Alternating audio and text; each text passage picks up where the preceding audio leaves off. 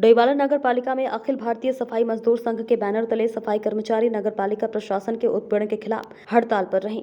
हड़ताल के आज दूसरे दिन सफाई कर्मचारियों ने डोईवाला नगर में रैली निकालकर नगर पालिका प्रशासन के खिलाफ जमकर नारेबाजी करते हुए पालिका प्रशासन पर रिश्वतखोरी का आरोप लगाया। कर्मचारियों का आरोप है कि डोईवाला नगर पालिका में सफाई कर्मचारी ठेका प्रथा पर कार्य कर रहे हैं। इनमें से पिछले 2 सालों में 3 सफाई कर्मचारियों की बीमारी के चलते मृत्यु हो चुकी है, लेकिन पालिका प्रशासन व ठेकेदार द्वारा न तो इन मृतक आश्रितों को नौकरी दी गई है और न ही मुआवजा दिया गया है। इसके अलावा उन्होंने कहा कि पालिका प्रशासन की हठधर्मिता के चलते किसी भी कर्मचारी को बिना बताए ही काम से निकाल दिया जाता है, जिसकी वजह से कर्मचारियों को आर्थिक व मानसिक रूप से भारी परेशानियों का सामना करना पड़ रहा है। लगातार कई वर्षों से नगर पालिका डोईवाला में सफाई कर्मचारियों का शोषण चरम पर है।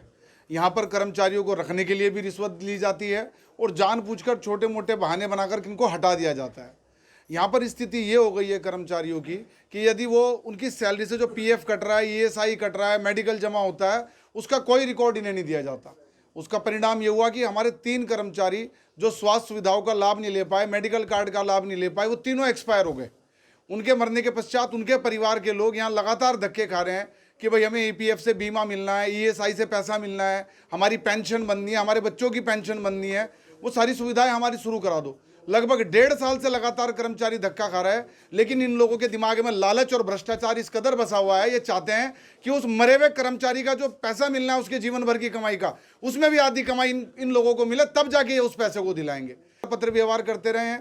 पहले कर्मचारी को मरे हुए लगभग 1.5 साल हो गया है, दूसरे को करीब 13-14 महीने हो गए, एक को 6 महीने हो गए। इन्होंने 6 के 6 लोगों के मामले ऐसे ही लटका करके रखे हैं।